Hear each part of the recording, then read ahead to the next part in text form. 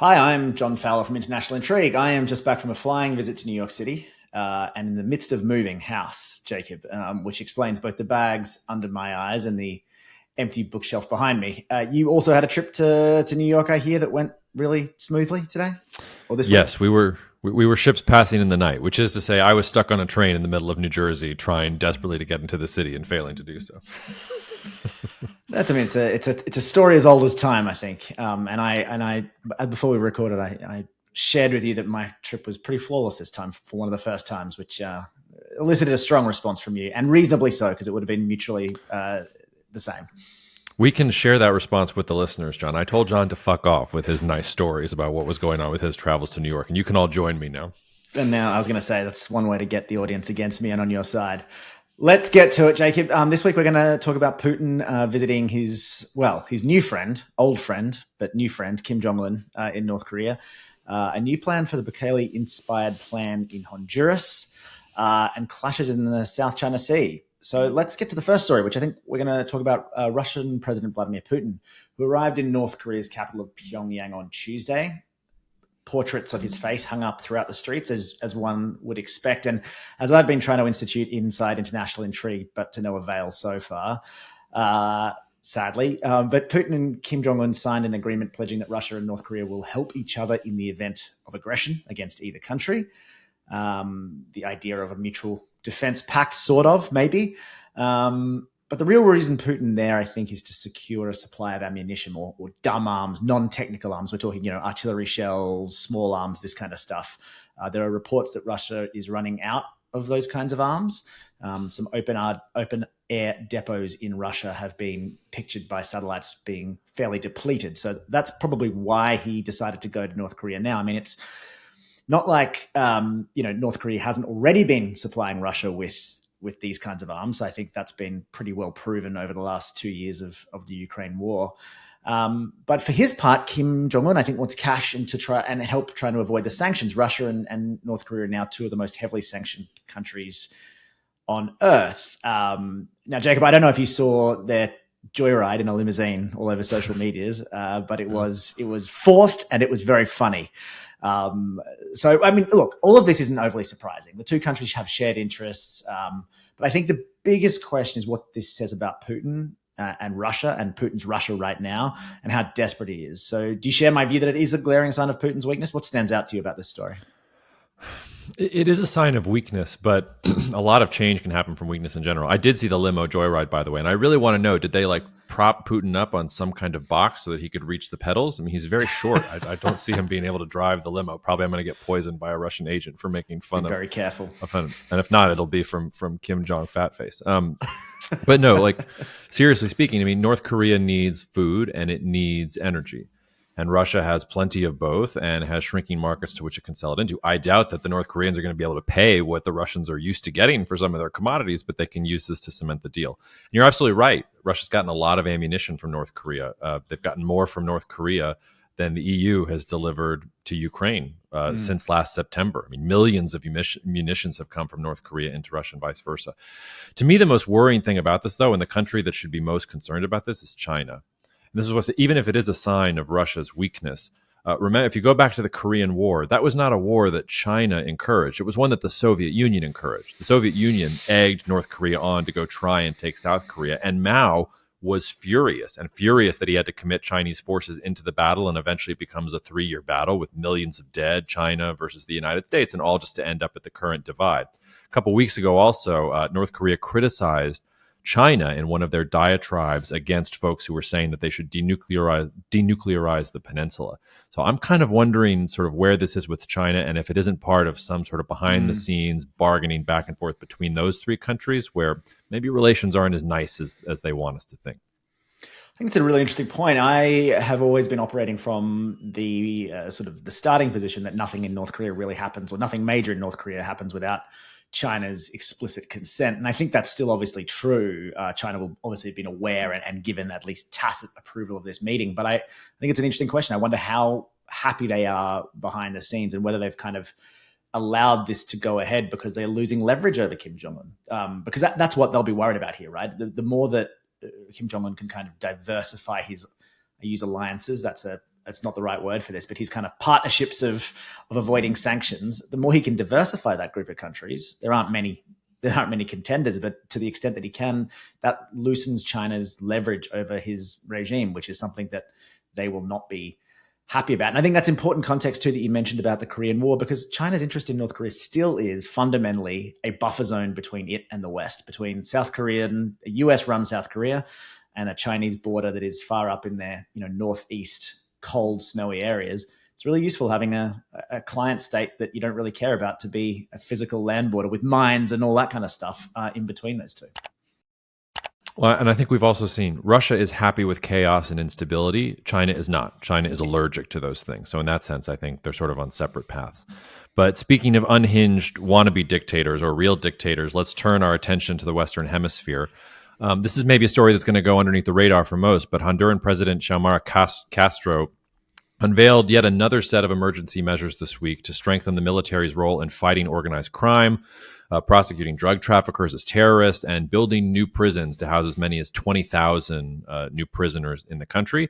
Amnesty International says that President Castro is following the exact same strategy imposed by Nayib Bukele in El Salvador. And I think that's an interesting thing to sit with for a minute. So Bukele is really popular. He's in the news right now. You might have seen Useful Idiot Tucker Carlson went down there and interviewed him and asked him, Bukele, how did you take the homicide rate from 107 out of 100,000 inhabitants to 2.4 over such a short period of time? And Bukele sort of looks up at the sky with his palms up and goes, "Oh, well, it's a miracle. God really helped us here." And it's like, dude, you doubled the size of the military. You went after all these gangs in a really meaningful way.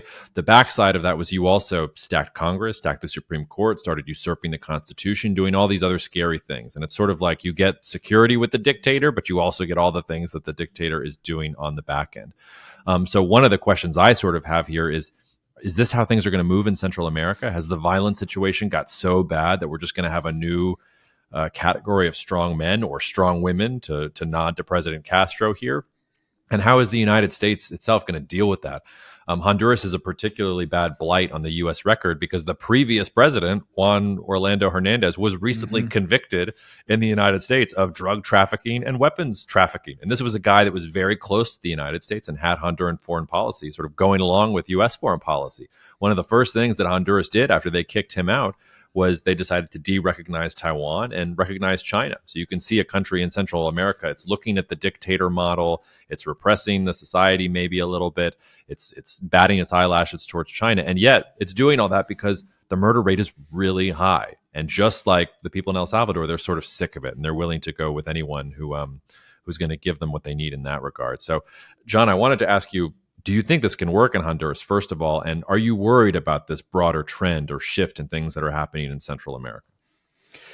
Yeah, there's a couple of things here. So I think, yes, it potentially can work in Honduras, right? I'm not an expert in the kind of internal politics of Honduras, but she seems like she can pretty much run the table when it comes to domestic politics and domestic policies. So there's no reason she couldn't mimic these kinds of policies. And there's no reason they wouldn't be successful again, because as you said, they're pretty brutal and pretty effective in the short run. And I think that's an important distinction to make. We don't know what the long run effect of Bukele's El Salvador will be. I mean, he has certainly cut crime, which is an unalloyed good for the people who suffered from crime before. I mean, there are questions around how many innocent people have been caught up in all of that, but just as a general kind of statement, it is a good thing that there is a lot less violent crime. But long-term effect, we know that it's more cultural, it's more societal level policies that will help El Salvador and Honduras and any of these Latin American countries that suffer from high levels of violence.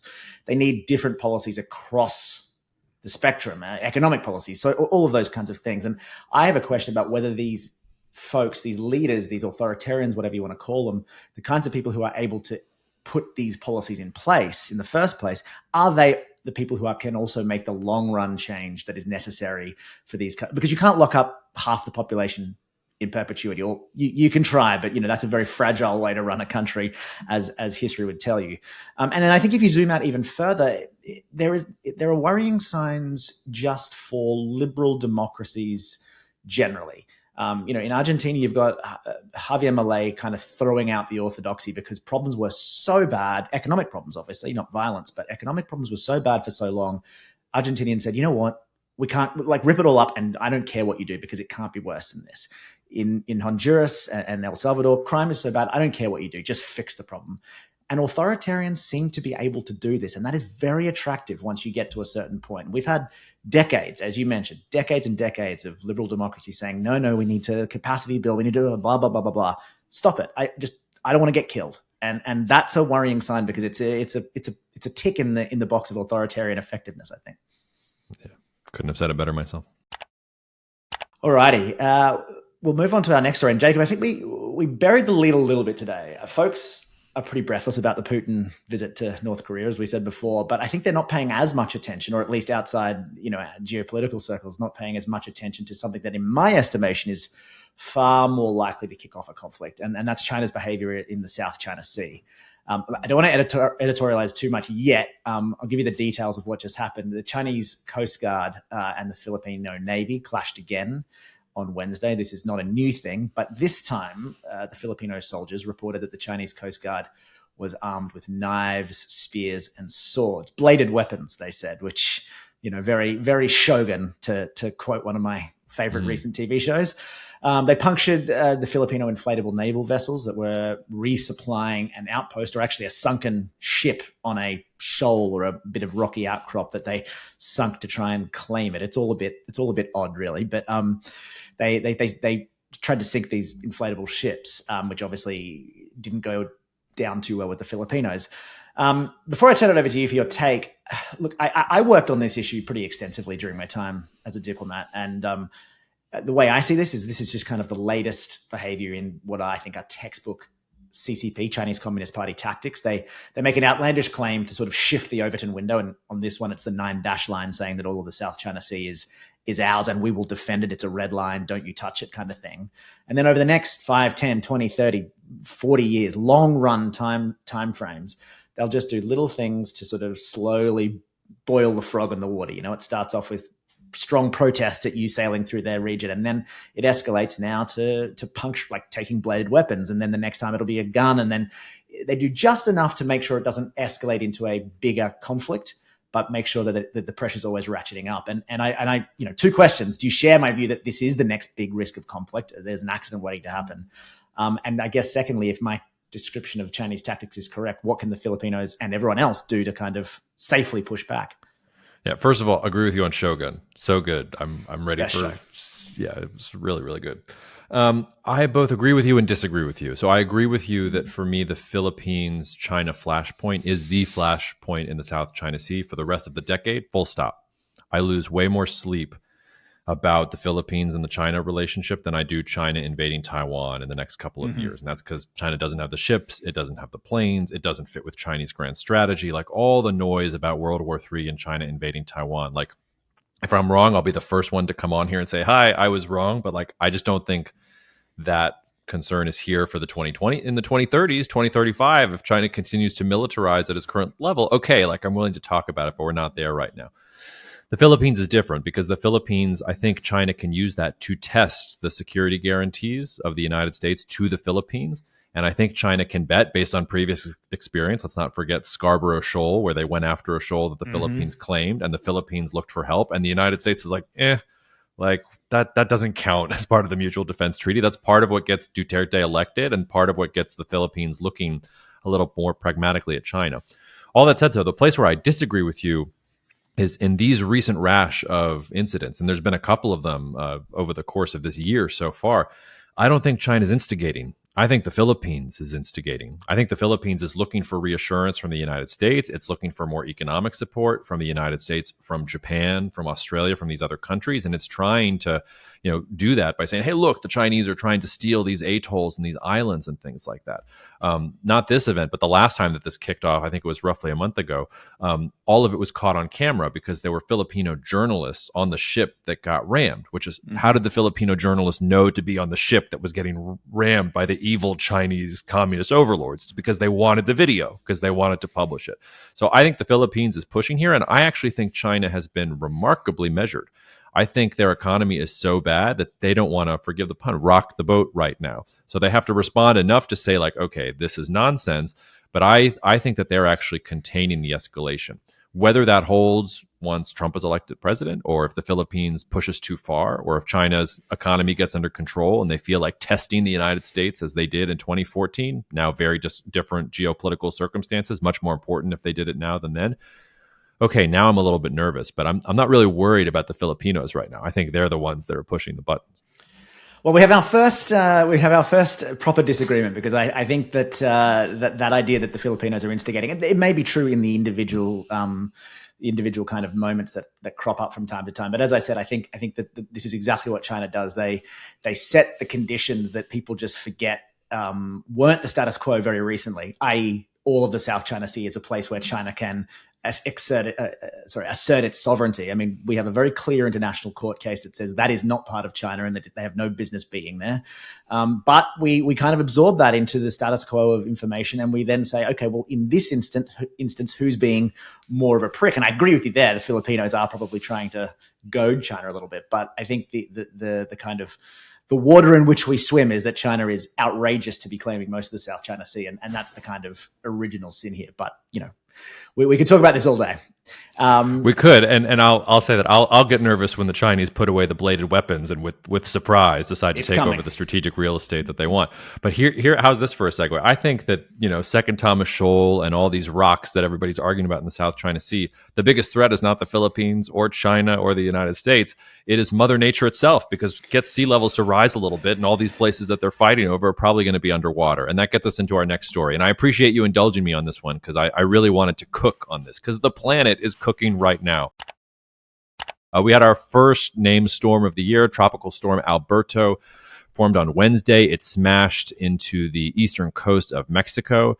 It has not been like a Brazil level flooding event or anything like that, but you've had significant flooding in Monterrey, which is an industrial boom town. There are a lot of Mexican industrial companies that are based there. The Santa Catarina River has flooded in meaningful ways. If you want to go look at some disturbing imagery, you can look at those rivers running through things. 3 teenagers have died so far in the flooding. So you've already sort of seen things there in general. But the reason I wanted to bring this up, it's not just because of climate change. I'm also sitting here on the Gulf in New Orleans, and every single weather agency is saying, buckle up your seatbelt for a really, really bad and active Atlantic hurricane season. So Colorado State has one of the best programs at this, and they are projecting with a high degree of confidence, higher than they usually have in June, 23 named storms for this year. That's compared to 14 on average over the past 30 years. Named storm days, where there's a storm that's actually sort of operative, where you have to start worrying about it, 115 days versus 70 days for the average. And they're forecasting 5 major hurricanes versus 3 for the average. And these are things that you can't predict. Maybe all of these major hurricanes are going to make landfall in places where there aren't any people.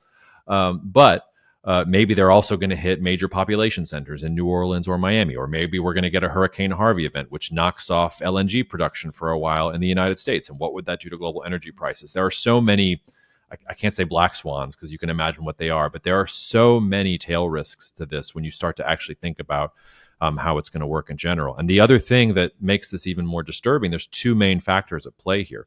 The first is that the waters in the Gulf of Mexico, they're 2 to 3 degrees Celsius warmer than their long-term averages. So it's like bath water, and that's just steroids for these hurricanes. It's why they rapidly escalate and get much stronger as they're getting closer to the coast. The other thing is that we've dipped out of El Nino and into a La Nina condition in the Pacific. So now we've got colder sea surface temperatures along the equator in the eastern part of the equatorial Pacific. That means less wind shear, so more hurricanes can develop on the Atlantic side. For your friends down in Australia, this usually means more rain, which can mean better crop yields. It can also mean flooding and sorts of things like that. You might also remember we just came out of a triple dip La Nina a couple of years ago, did terrible things to harvests in Argentina, in Brazil. One of the reasons wheat prices went up during the Russia-Ukraine war, it wasn't just because Russia invaded Ukraine. It's because we were dealing with 3 years of sort of generational drought in places like Brazil, in places like Argentina, some of these major places in general. That's, of course, more corn and soybeans than wheat, obviously, but we won't get too far down in the weeds there. So I just wanted to throw it back to you, John, because you've already used the boiling the frog metaphor. The frog is boiling. I think we're all sitting here, and sort of one of my biggest tail risks for the year is, what happens if a storm emerges in the wrong place at the wrong time? And statistically, we've got a better chance of that happening this year than at any point in the last 30 years. So anybody who's thinking about risk should sit up in their chair a little bit now that the season has officially kicked off. Yeah, you're right. I mean, I don't have a lot to add to what you've just said, other than I don't think it's an if, it's a when question. But my biggest if on all of that is just if this will be enough to make people care about this stuff. I'm not talking about like, oh, recycling or anything like that. I'm just the idea that this is a thing that we need to put humanity's shoulder to the wheel to in a more serious way than I think a COP 28, where you have a bunch of people sitting around and saying we'll do stuff in 40 years. I think the solutions are going to come from exactly what you've just said, which is, or the solutions, if there are any solutions, are going to come from overwhelming, insurance companies not able to take on risk, people losing a ton of money and just having to innovate or figure their way out around these kinds of things. And I wonder if it's not just an adaptation question. Like I don't know that we can solve these things. It's like, do we change our architecture? Does New Orleans have to not be where it is, or does it have to materially change the way it lives? I don't know the answer to these questions, but I could not agree with you more that these risks are clear and present and a when, not if. All right, let's transition to our main story today, Jacob, which we're going to have a quick chat about Nvidia, the fabulous chip design company. And for normies like me who have to look up what Nvidia actually does, essentially they design chips for AI uses, graphical processing units, all these kinds of things. They design them and then they outsource them to a third party to manufacture them. That is the Taiwan semiconductor manufacturing company, which gives you a hint in which direction this story is going to go. But the news really here is that for a few moments this week, Nvidia became the most valuable company in the world, surpassing Apple and Microsoft, which is pretty remarkable, really. I think you mentioned last week or recently that you were short Nvidia, or at least you missed the Nvidia opportunity. So I'll let you defend yourself in a moment. Some quick stats. The April quarter revenue has surged by 260% year over year, 629% rise in profit over the year, and Wall Street's still projecting 110% revenue growth quarter to quarter. So this kind of growth is just, it's not really comprehensible for a company of its size. And obviously all of this is linked to the AI boom. They make AI chips. It's kind of a way of publicly accessing the AI hype cycle, putting your money behind the AI hype cycle. I've read some analysis that people think Nvidia is overvalued, but this is not necessarily a financial stock picking podcast, despite your day job, Jacob. So I wonder if I'll throw it over to you. Do you have any thoughts on Nvidia's like incredible meteoric rise? Is it here to stay? Do you think that it is a hype cycle? But more importantly, the risks here of having all of their chips made in Taiwan, not all of them, but the vast preponderance of their chips made at TSMC in Taiwan.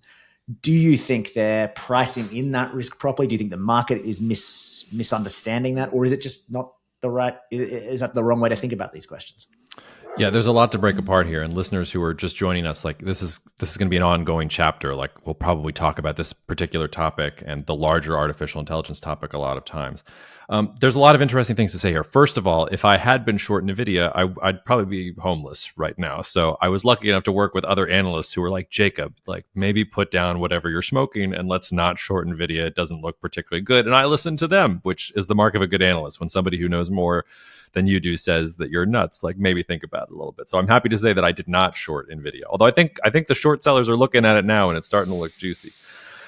It's also a great example of the law of unintended consequences. Like Nvidia, when it was founded and when it was sort of in the early 2010s, before it was a darling, it wasn't making AI chips. It was making chips for video games. And it just so happens that the development of large language models and these things that have turned on the market in general to artificial intelligence, those video game chips are really, really good for the large language models. And so Nvidia was in the right place at the right time. I think you are exactly right to point out the incredible vulnerability in the semiconductor supply chain and its embrace and its emphasis on Taiwan.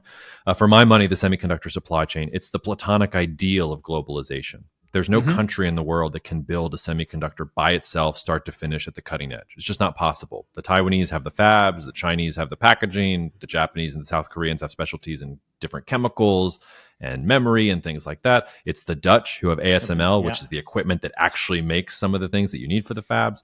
The US has a lot of the design, a lot of the soft, like none of these countries can do it by themselves. And that was possible in a world where the United States and China decided to let bygones be bygones and identify the Soviet Union as a bigger threat. And Taiwan becomes the world's fab because Taiwanese are rubbing shoulders with folks in Silicon Valley, and they decide, all right, we're going to get really, really good at this one thing, and it's going to be great for our economy. And all these people are going to outsource the production of these chips to Taiwan because we'll do it better and cheaper than anybody else. The thing is, that only works in a world of globalization. And we're in a deglobalizing world where everybody's talking about nearshoring. And if you're doing all that nearshoring, well, then that production has to come back home. And that's why every single country out there, from the United States to China to India to Turkey, is talking about making their own chips. And it's why a company like Nvidia, maybe they'll have 10, 15 more years with Taiwan Semiconductor making the chips. Like I said, I don't think China's invading anytime soon. But the fact of the matter is the things that led TSMC to having that edge in the market, those fundamentals are not there anymore. Now, TSMC has a 3-year, 2-year head start on everybody else, so it's not like they're going to lose the advantage overnight. But you can see whether it's U.S. companies like Intel or some of these others that are trying to position themselves to be the new fabs, or whether it's Japan trying to entice TSMC to build in Japan rather than them having to be dependent on Taiwan. Like, that's part of the story there too. I think the bigger sort of thing to think about here is where we are in the AI hype cycle, because it absolutely is hyped. And I think there are so many glittering promises for what AI is going to do. And then I go to AI and I tell ChatGPT to create an Excel chart for me, and it can't do it. I have to literally spell out, no, I want this figure here and this figure there. But I do think that artificial intelligence is going to become a zone of geopolitical competition. And I think too much of what's going on out in the market is, it's a sexy story. So people like to throw the headlines out there, but it's a lot more complex when you start pulling back the onion and what capabilities there are and how it intersects with cybersecurity and quantum computing and like all that stuff is in this conversation. And it's so much more than just Nvidia going to the moon. So I'll stop there and let you weigh in, but congrats to those listeners who are on the rocket ship to the moon on Nvidia. I'm not with you, unfortunately. Well, I mean, I know someone who is on that rocket ship, and that was, I did my MBA at the London Business School with Jensen Huang's daughter, who was a lovely individual, but she has been on that rocket ship for some time and has done very well out of it. Thanks Mazel. I mean, yeah, well, exactly right. Look, we'll wrap this in a second, but I just want to put a quote to you that Jensen Huang said recently. And I think this is the core. I mean, this is a geopolitical show, so I think this is the core of what we're talking about here. And he said, asked about the questions that we were just talking about, the war in China, and for folks who are wondering, any kind of conflict in Taiwan would destroy TSMC. These machines are incredibly delicate and wouldn't survive. They can't survive, a minor train going past, let alone a war. But he was asked about that risk, and he said, look, the goal of the US and China is not adversarial. They need to work. There's some fairness management that they have to work out between them. But the doomsday scenario, i.e. the invasion and the destruction of all of TSMC's manufacturing fabs, is not likely to happen, and we're not counting on it. So do you think he's being naive, or do you think he's just putting on a brave face for Wall Street analysts and kind of saying, hey, nothing to see here, we've got to ride the rocket ship while we can? You're right that he has an incentive to say that, to calm sort of how the market is thinking about this. But I agree with him on this. I agree the doomsday scenario is not the most likely scenario. It's on the scenario spectrum for sure, but it's a very, very small possibility and very far in the future. We could have 15 more years of TSMC being the cutting edge fab. And if you're the CEO of a company like Nvidia, it would be nonsense to, be worried about that. If you can do 15 more years of cutting edge, fabrication with Taiwan and continue to ascend to that position. The place where I think he's wrong is that it's not like China's not going for the doomsday scenario. And I think Western countries in particular have this problem of thinking about things in black and white terms, or there's a silver bullet that's going to solve all issues. You're with us or you're against us, which is not how China's operating here. The most concerning thing to me about China's relationship with Taiwan, like I said, it's not the military posturing, it's not some of the political influence that they're trying to exert. They're also trying to seduce Taiwanese engineers to leave Taiwan to come to China. And they're offering them penthouses in Shanghai, all sorts of incentives to come and bring that intellectual human capital to China in general. And that's the thing about the story. Taiwan ascended to its current position because of human capital. And that only was able to do that because it was a world of globalization where the money was able to go to the place that specialized in that exact way. That's not happening anymore. So there's this competing brain drain from Taiwan, where Japan is trying to incentivize them to build in Japan. The United States is trying to incentivize them to build in Arizona. And the Chinese are actually stealing the engineers. And there's a finite number of Taiwanese semiconductor engineers, probably in the tens of thousands. So if China gets enough of them to come over to China, the doomsday scenario is not World War III, oh my God, we're all going to die. The doomsday scenario is one day you wake up and the Chinese say, we can make chips at the level that we need to. We're not worried about Taiwan anymore. We're going to undercut Taiwan in the market, or we're going to be able to make our own chips. We don't have to worry about some of the things that the United States is doing with us from a sanctions perspective because we have technological prowess that they don't. So it's a nice vision that he's talking about, and it could be operative for a while, but I think it does miss that we've gone from a globalization world to a deglobalizing nearshoring world, and Taiwan's time is numbered as long as we're moving in that trajectory.